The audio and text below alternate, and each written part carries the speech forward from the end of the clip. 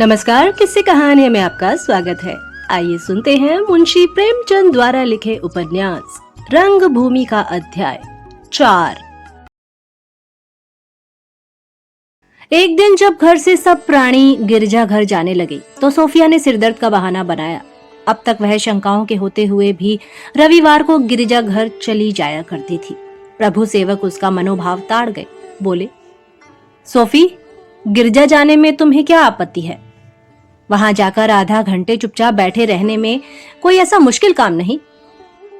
प्रभु सेवक बड़े शौक से गिरजा जाया करते थे। वहां उन्हें बनाव और दिखाव, पाखंड और ढकोसलों की दार्शनिक मीमांसा करने और व्यंग्योक्तियों के लिए सामग्री जमा करने का अवसर मिलता था। सोफिया के लिए आराधना विनोद की वस्तु नहीं, शांति और तृप्ति की वस्तु थी। बोली, तुम्हारे लिए आसान हो, मेरे लिए मुश्किल ही है। प्रभु सेवक ने कहा, क्यों अपनी जान बवाल में डालती हो? मम्मा का स्वभाव तो जानती हो। सोफिया ने कहा, मैं तुमसे परामर्श नहीं चाहती, अपने कामों की जिम्मेदारी अपने ऊपर लेने को तैयार हूं। मिसेस सेवक ने आकर पूछा, सोफी, क्या सिर में दर्द इतना है कि गिरजे तक नहीं चल सकती? सोफिया ने कहा, जा क्यों नहीं सकती, पर जाना नहीं चाहती। मिसेस सेवक ने कहा, क्यों? सोफिया बोली, मैंने गिरजा जाने की प्रतिज्ञा नहीं की है। मिसेस सेवक ने कहा, क्या तू चाहती है कि हम कहीं मुंह दिखाने के लायक ना रहे? सोफिया बोली, हरगिज नहीं, मैं सिर्फ इतना चाहती हूं कि आप मुझे चर्च जाने के लिए मजबूर ना करें। ईश्वर सेवक पहले ही अपने तामजान पर बैठकर चल दिए थे। जॉन सेवक ने आकर केवल इतना पूछा, क्या बहुत ज्यादा दर्द है? मैं उधर से कोई दवा लेता आऊंगा। जरा पढ़ना कम कर दो और रोज घूमने जाया करो। यह कहकर वह प्रभु सेवक के साथ फिटन पर आ बैठे, लेकिन मिसेस सेवक इतनी आसानी से उसका गला छोड़ने वाली न थी। बोली, तुझे यीशु के नाम से इतनी घृणा है? सोफिया बोली, मैं हृदय से उनकी श्रद्धा करती हूँ। माँ बोली, तू झूठ बोलती है। सोफिया ने कहा, अगर दिल में श्रद्धा न होती तो जबान से कदापि न कहती। माँ ने कहा, तू प्रभु मसीह को अपना मुक्तिदाता समझती है? तुझे यह विश्वास है कि वही तेरा उद्धार करेंगे? सोफिया ने कहा, कदापि नहीं। मेरा विश्वास है कि मेरी मुक्ति, अगर मुक्ति हो सकती है, तो मेरे कर्मों से होगी। माँ ने कहा, तेरे कर्मों से तेरे मुंह में कालिख लगेगी, मुक्ति ना होगी। यह कहकर मिसेस सेवक फिटन पर जा बैठी। संध्या हो गई थी। सड़क पर ईसाइयों के दल कोई ओवरकोट पहने, कोई माघ की ठंड से सिकुड़े हुए खुश गिरजे घर चले जा रहे थे। पर सोफिया को सूर्य की मलिन ज्योति भी असह्य हो रही थी। वह एक ठंडी सांस खींचकर बैठ गई। तेरे कर्मों से तेरे मुंह में कालिख लगेगी, यह शब्द उसके अंतःकरण को भाले के समान भेदने लगे। सोचने लगी, मेरी स्वार्थ सेवा का यही उचित दंड है? मैं भी केवल रोटियों के लिए अपनी आत्मा की हत्या कर रही हूँ, अपमान और अनादर के झोंके सह रही हूँ। इस घर में कौन मेरा हितैषी है? कौन है जो मेरे मरने की खबर पाकर आंसू की 4 बूंदें गिरा दे? शायद मेरे मरने से लोगों को खुशी होगी। मैं इनकी नजरों में इतनी गिर गई हूँ। ऐसे जीवन पर धिक्कार है। मैंने देखे हैं कि हिंदू घरानों में भिन्न भिन्न मतों के प्राणी कितने प्रेम से रहते हैं। बाप सनातन धर्मावलंबी है तो बेटा आर्य समाजी, पति ब्रह्म समाज में है तो स्त्री पाषाण पूजकों में। सब अपने अपने धर्म का पालन करते हैं, कोई किसी से नहीं बोलता। हमारे यहाँ आत्मा कुचली जाती है, फिर भी यह दावा है कि हमारी शिक्षा और सभ्यता विचार स्वातंत्र के पोषक हैं तो हमारे यहाँ भी उदार विचारों के लोग। प्रभु सेवक ही उनकी एक मिसाल है, पर इनकी उदारता यथार्थ में विवेक शून्यता है। ऐसे उदार प्राणियों से तो अनुदार ही अच्छे। इनमें कुछ विश्वास तो है, निरे बहरूपिये तो नहीं है। आखिर मम्मा अपने दिल में क्या समझती हैं कि बात बात पर वाग बाणों से छेदने लगती हैं। उनके दिल में यही विचार होगा कि इसे कहीं और ठिकाना नहीं है, कोई इसको पूछने वाला नहीं है। मैं इन्हें दिखा दूंगी कि मैं अपने पैरों पर खड़ी हो सकती हूँ। अब इस घर में रहना नरकवास के समान है। इस बेहयाई की रोटियां खाने से भूखों मर जाना अच्छा है। बला से लोग हंसेंगे, आजाद तो हो जाऊंगी, किसी के ताने महने तो ना सुनने पड़ेंगे। सोफिया उठी और मन में कोई स्थान निश्चित किए बिना ही अहाते से बाहर निकल आई। उस घर की वायु उसे दूषित मालूम होती थी। वह आगे बढ़ती जाती थी, पर दिल में लगातार प्रश्न हो रहा था, कहाँ जाऊं? जब वह घनी आबादी में पहुंची तो शहदों ने उस पर इधर उधर से आवाजें कसनी शुरू की, किंतु वह शर्म से सिर नीचा करने के बदले उन आवाजों और कुवासनामयी दृष्टियों का जवाब घृणा युक्त नेत्रों से देती चली जाती थी, जैसे कोई सवेग जलधारा पत्थरों को ठुकराती हुई आगे बढ़ती चली जाए, यहाँ तक कि वह उस खुली हुई सड़क पर आ गई जो दशाश्वमेध घाट की ओर जाती थी। उसके जी में आया, जरा दरिया की सैर करती चलो, कदाचित किसी सज्जन से भेंट हो जाए। जब तक 2-4 आदमियों से परिचय ना हो और वे मेरा हाल ना जाने, मुझसे कौन सहानुभूति प्रकट करेगा? कौन मेरे हृदय की बात जानता है? ऐसे सदैव प्राणी सौभाग्य ही से मिलते हैं। जब अपने माता पिता अपने शत्रु हो रहे हैं तो दूसरों से भलाई की क्या आशा? वह इसी नैराश्य की दशा में चली जा रही थी कि सहसा उसे एक विशाल प्रासाद देख पड़ा, जिसके सामने बहुत चौड़ा हरा मैदान था। अंदर जाने के लिए एक ऊंचा फाटक था, जिसके ऊपर एक सुनहरा गुंबद बना था। इस गुंबद में नौबत बज रही थी। फाटक से भवन तक सुर्खी की एक रविश थी, जिसके दोनों ओर बेलें और गुलाब की क्यारियां थी। हरी हरी घास पर बैठे कितने ही नर नारी माघ की शीतल वायु का आनंद ले रहे थे। कोई लेटा हुआ था, कोई तकिएदार चौकियों पर बैठा सिगार पी रहा था। सोफिया ने शहर में ऐसा रमणीक स्थान न देखा था। उसे आश्चर्य हुआ कि शहर के मध्य भाग में भी ऐसे मनोरम स्थान मौजूद हैं। वह एक चौकी पर बैठ गई और सोचने लगी, अब लोग चर्च से आ गए होंगे, मुझे घर में ना देखेंगे तो चौंकेंगे तो जरूर, पर समझेंगे कहीं घूमने गई होगी। अगर रात भर यहीं बैठी रहूं तो भी वहां किसी को चिंता ना होगी, आराम से खा पी कर सोएंगे। हाँ, दादा को अवश्य दुख होगा, वह भी केवल इसीलिए कि उन्हें बाइबिल पढ़कर सुनाने वाला कोई नहीं। मम्मा तो दिल में खुश होंगी कि अच्छा हुआ, आंखों से दूर हो गई। मेरा किसी से परिचय नहीं, इसी से कहा सबसे मिलते रहना चाहिए, न जाने कब किससे काम पड़ जाए। मुझे बरसों रहते हो गए और किसी से राह रस्म ना पैदा की। मेरे साथ नैनीताल में यहाँ के किसी रईस की लड़की पढ़ती थी, भला सा नाम था, हाँ इंदु।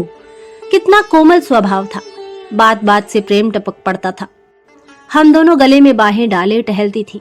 वहां कोई बालिका इतनी सुंदर और ऐसी सुशील न थी। मेरे और उसके विचारों में कितना सादृश्य था। कहीं उसका पता मिल जाता तो 10-5 दिन उसी के यहाँ मेहमान हो जाती। उसके पिता का अच्छा सा नाम था, हाँ, कुंवर भरत सिंह। पहले यह बात ध्यान में ना आई, नहीं तो एक कार्ड लिखकर डाल देती। मुझे भूल तो क्या गई होगी, इतनी निष्ठुर तो न मालूम होती थी। कम से कम मानव चरित्र का तो अनुभव हो जाएगा। मजबूरी में हमें उन लोगों की याद आती है जिनकी सूरत भी विस्मृत हो चुकी होती है। विदेश में हमें अपने मोहल्ले का नाई या कहार भी मिल जाए तो हम उसके गले मिल जाते हैं, चाहे देश में उससे कभी सीधो मुंह बात भी न की हो। सोफिया सोच रही थी कि किसी से कुंवर भरत सिंह का पता पूछूं। इतने में भवन में सामने वाले पक्के चबूतरे पर फर्श बिछ गया। कई आदमी सितार, बेला, मृदंग ले आ बैठे और इन साजों के साथ स्वर मिलाकर कई नवयुवक एक स्वर से गाने लगे। शांति समर में कभी भूलकर धैर्य नहीं खोना होगा। वज्र प्रहार भले सिर पर हो, नहीं किंतु रोना होगा। अरी से बदला लेने का मन बीज नहीं बोना होगा। घर में कान तूल देकर फिर तुझे नहीं सोना होगा। देश दाग को रुधिर वारी से हर्षित हो धोना होगा। देश कार्य की सारी गठरी सिर पर रख ढोना होगा। आंखें लाल भवे टेढ़ी कर क्रोध नहीं करना होगा। बलिवेदी पर तुझे हर्ष से चढ़कर कट मरना होगा। नश्वर है नरदेह, मौत से कभी नहीं डरना होगा। सत्य मार्ग को छोड़ स्वार्थ पथ पर पैर नहीं धरना होगा। होगी निश्चित जीत धर्म की, यही भाव भरना होगा। मातृभूमि के लिए जगत में जीना और मरना होगा। संगीत में ना लालित्य था ना माधुर्य, पर वह शक्ति, वह जागृति भरी हुई थी जो सामूहिक संगीत का गुण है। आत्मसमर्पण और उत्कर्ष का पवित्र संदेश विराट आकाश में, नील गगन में और सोफिया के अशांत हृदय में गूंजने लगा। वह अब तक धार्मिक विवेचन ही में रत रहती थी। राष्ट्रीय संदेश सुनने का अवसर उसे कभी न मिला था। उसके रोम रोम से वही ध्वनि दीपक से ज्योति के समान निकलने लगी। मातृभूमि के लिए जगत में जीना और मरना होगा। उसके मन में एक तरंग उठी कि मैं भी जाकर गाने वालों के साथ गाने लगती। भांति भांति के उद्गार उठने लगे। मैं किसी दूसरे देश में जाकर भारत का आर्तनाद सुनाती, यहीं खड़ी होकर कह दूं, मैं अपने को भारत सेवा के लिए समर्पित करती हूं। अपने जीवन के उद्देश्य पर एक व्याख्यान देती। हम भाग्य के दुखड़े रोने के लिए, अपनी अवनत दशा पर आंसू बहाने के लिए नहीं बनाए गए हैं। समा बंधा हुआ था। सोफिया के हृदय की आंखों के सामने इन्हीं भावों के चित्र नृत्य करते हुए मालूम होते थे। अभी संगीत की ध्वनि गूंज रही थी कि अकस्मात उसी अहाते के अंदर एक खपरेल के मकान में आग लग गई। जब तक लोग उधर दौड़े, अग्नि की ज्वाला प्रचंड हो गई। सारा मैदान जगमगा उठा। वृक्ष और पौधे प्रदीप्त प्रकाश के सागर में नहा उठे। गाने वालों ने तुरंत अपने अपने साज वहीं छोड़े, धोतियां ऊपर उठाई, आस्तीनें चढ़ाई और आग बुझाने दौड़े। भवन से और भी कितने ही युवक निकल पड़े। कोई कुएं से पानी लाने दौड़ा, कोई आग के मुंह में घुसकर अंदर की चीजें निकाल निकाल कर बाहर फेंकने लगा। लेकिन कहीं वह उतावलापन, वह घबराहट, वह भगदड़, वह कोहराम, वह दौड़ो दौड़ो का शोर, वह स्वयं कुछ ना करके दूसरों को हुक्म देने का गुल न था, जो ऐसी दैवीय आपदाओं के समय साधारणतः हुआ करता है। सभी आदमी ऐसे सुचारू और सुव्यवस्थित रूप से अपना अपना काम कर रहे थे कि एक बूंद पानी भी व्यर्थ न गिरने पाता था और अग्नि का वेग प्रतिक्षण घटता जाता था। लोग इतनी निर्भयता से आग में कूदते थे मानो वह जलकुंड है। अभी अग्नि का वेग पूर्णतः शांत न हुआ था कि दूसरी तरफ से आवाज आई, दौड़ो दौड़ो, आदमी डूब रहा है। भवन के दूसरी ओर एक पक्की बावली थी जिसके किनारे झाड़ियां लगी हुई थी। तट पर एक छोटी सी नौका खूंटी से बंधी पड़ी थी। आवाज सुनते ही आग बुझाने वाले दल से कई आदमी निकलकर बावली की तरफ लपके और डूबने वाले को बचाने के लिए पानी में कूद पड़े। उनके कूदने की आवाज धम धम सोफिया के कानों में आई। ईश्वर का यह कैसा प्रकोप कि एक ही साथ दोनों प्रधान तत्वों में विप्लव और एक ही स्थान पर। वह उठकर बावली की ओर जाना ही चाहती थी कि अचानक उसने एक आदमी को पानी का डोल लिए फिसलकर जमीन पर गिरते देखा। चारों ओर अग्नि शांत हो गई थी, पर जहां वह आदमी गिरा था वहां अब तक अग्नि बड़े वेग से धधक रही थी। अग्नि ज्वाला विकराल मुंह खोले उस अभागे मनुष्य की तरफ लपकी।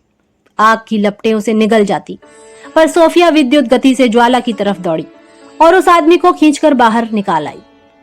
यह सब कुछ क्षण मात्र में हो गया। अभागे की जान बच गई, लेकिन सोफिया का कोमल गात आग की लपट से झुलस गया। वह ज्वालाओं के घेरे से बाहर आते ही अचेत होकर जमीन पर गिर पड़ी। सोफिया ने 3 दिन तक आंखें न खोली। मन न जाने किन लोकों में भ्रमण किया करता था। कभी अद्भुत, कभी भयावह दृश्य दिखाई देते। कभी ईसा की सौम्य मूर्ति आंखों के सामने आ जाती, कभी किसी विदुषी महिला के चंद्रमुख के दर्शन होते जिन्हें यह सेंट मेरी समझती। चौथे दिन प्रातःकाल उसने अपनी आंखें खोली तो अपने को एक सजे हुए कमरे में पाया। गुलाब और चंदन की सुगंध आ रही थी। उसके सामने कुर्सी पर वही महिला बैठी हुई थी जिन्हें उसने सुषुप्तावस्था में सेंट मेरी समझा था, और सिरहाने की ओर एक वृद्ध पुरुष बैठे थे जिनकी आंखों से दया टपक पड़ती थी। इन्हीं को कदाचित उसने अर्धचेतना की दशा में ईसा समझा था। स्वप्न की रचना स्मृतियों की पुनरावृत्ति मात्र होती है। सोफिया ने क्षीण स्वर में पूछा, मैं कहाँ हूं? मम्मा कहाँ है? वृद्ध पुरुष ने कहा, तुम कुंवर भरत सिंह के घर पर हो। तुम्हारे सामने रानी साहिबा बैठी हुई हैं। तुम्हारा जी अब कैसा है? सोफिया ने कहा, अच्छी हूं, प्यास लगी है। मम्मा कहाँ है? पापा कहाँ है? आप कौन है? रानी ने कहा, यह डॉक्टर गांगुली हैं। 3 दिन से तुम्हारी दवा कर रहे हैं। तुम्हारे पापा मम्मा कौन है? सोफिया बोली, पापा का नाम मिस्टर जॉन सेवक है। हमारा बंगला सिगरा में है। डॉक्टर ने कहा, अच्छा, तुम मिस्टर जॉन सेवक की बेटी हो? हम उसे जानता है, अभी बुलाता है।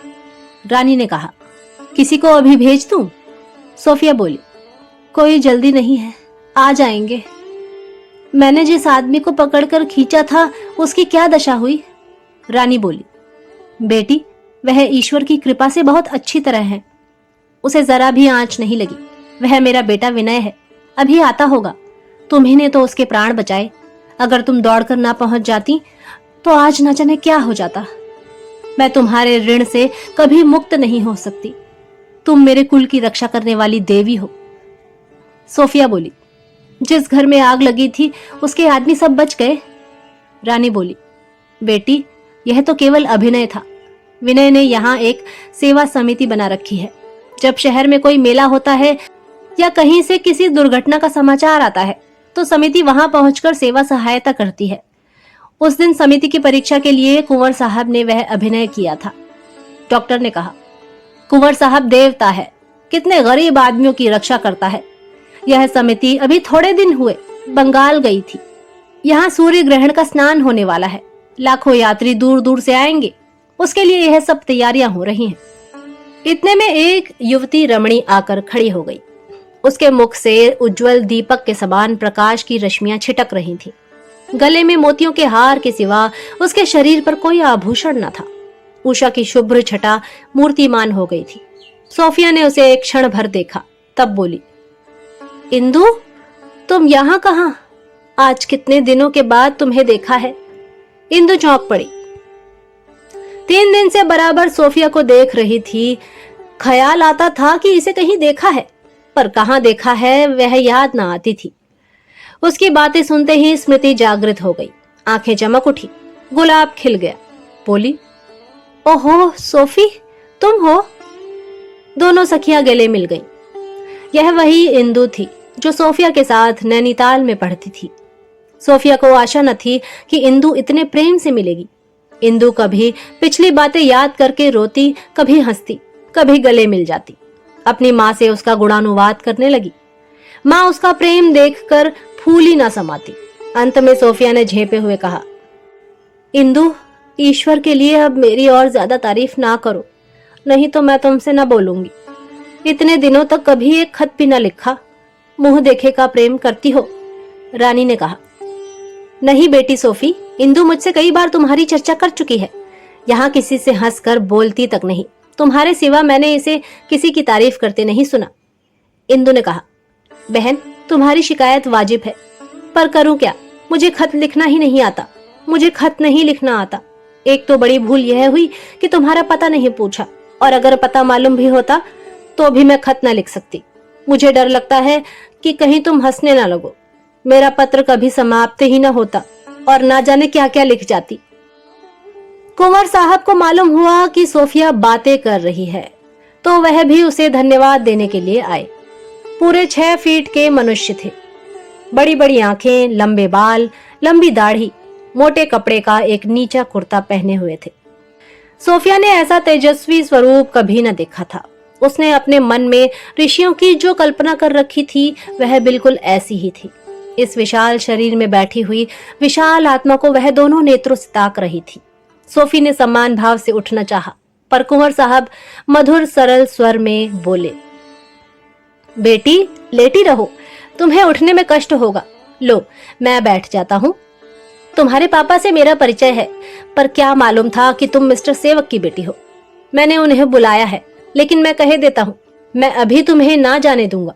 यह कमरा अब तुम्हारा है, और यहाँ से चले जाने पर भी तुम्हें एक बार नित्य यहाँ आना पड़ेगा। रानी से बोले, जानवी, यहाँ पियानो मंगवा कर रख दो। आज मिस सोहराब जी को बुलवाकर सोफिया का एक तैल चित्र खिंचवाओ। सोहराब जी ज्यादा कुशल हैं, पर मैं नहीं चाहता कि सोफिया को उनके सामने बैठना पड़े। वह चित्र हमें याद दिलाता रहेगा कि किसने महान संकट के अवसर पर हमारी रक्षा की।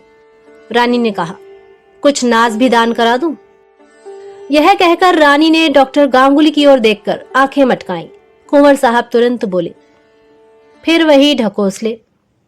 इस जमाने में जो दरिद्र है उसे दरिद्र होना चाहिए, जो भूखों मरता है उसे भूखों मरना चाहिए। जब घंटे 2 घंटे की मेहनत से खाने भर को मिल सकता है तो कोई सबब नहीं कि क्यों कोई आदमी भूखों मरे। दान ने हमारी जाति में जितने आलसी पैदा कर दिए हैं उतने सब देशों ने मिलकर भी ना पैदा किए होंगे। दान का इतना महत्व क्यों रखा गया, यह मेरी समझ में नहीं आता। रानी ने कहा, ऋषियों ने भूल की कि तुमसे सलाह न ले ली। कुंवर जी ने कहा, हाँ, मैं होता तो साफ कह देता। आप लोग यह आलस्य कुकर्म और अनर्थ का बीज बो रहे हैं।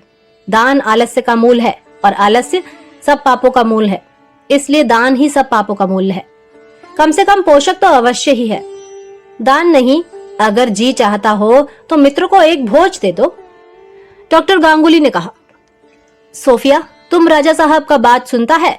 तुम्हारा प्रभु मसीह तो दान को सबसे बढ़कर महत्व देता है। तुम कुंवर साहब से कुछ नहीं कहता? सोफिया ने इंदु की ओर देखा और मुस्कुराकर आंखें नीची कर ली, मानो कह रही थी कि मैं इनका आदर करती हूँ, नहीं तो जवाब देने में असमर्थ नहीं हूँ। सोफिया मन ही मन इन प्राणियों के पारस्परिक प्रेम की तुलना अपने घर वालों से कर रही थी। आपस में कितनी मोहब्बत है। माँ बाप दोनों इंदु पर प्राण देते हैं। एक मैं अभागिनी हूँ कि कोई मुंह भी नहीं देखना चाहता। 4 दिन यहाँ पड़े हो गए, किसी ने खबर तक ना ली, किसी ने खोज ही ना की होगी। मम्मा ने तो समझा होगा कहीं डूब मरी। मन में प्रसन्न हो रही होंगी कि अच्छा हुआ सिर से बला टली। मैं ऐसे सहृदय प्राणियों में रहने के योग्य नहीं हूँ। मेरी इनसे क्या बराबरी। यद्यपि यहाँ किसी के व्यवहार में दया की झलक भी न थी, लेकिन सोफिया को उन्हें अपना इतना आदर सत्कार करते देखकर अपनी दीनावस्था पर ग्लानि होती थी। इंदु से भी शिष्टाचार करने लगी। इंदु उसे प्रेम से तुम कहती थी, पर वह उसे आप कहकर संबोधित करती थी। कुंवर साहब कह गए थे, मैंने मिस्टर सेवक को सूचना दे दी है, वह आते ही होंगे। सोफिया को अब यह भय होने लगा कि कहीं वह आ न रहे हो। आते ही आते मुझे अपने साथ चलने को कहेंगे, मेरे सिर फिर वही विपत्ति पड़ेगी। इंदु से अपनी विपत्ति कथा कहूं तो शायद उसे मुझसे कुछ सहानुभूति हो। वह नौकरानी यहाँ व्यर्थ ही बैठी हुई है। इंदु आई भी तो उससे कैसे बातें करूंगी। पापा के आने से पहले एक बार इंदु से एकांत में मिलने का मौका मिल जाता तो अच्छा होता। क्या करूं, इंदु को बुला भेजूं? न जाने क्या करने लगी। पियानो बजाऊं तो शायद सुनकर आ जाए। आप सुन रहे थे मुंशी प्रेमचंद द्वारा लिखे उपन्यास रंगभूमि का अध्याय 4।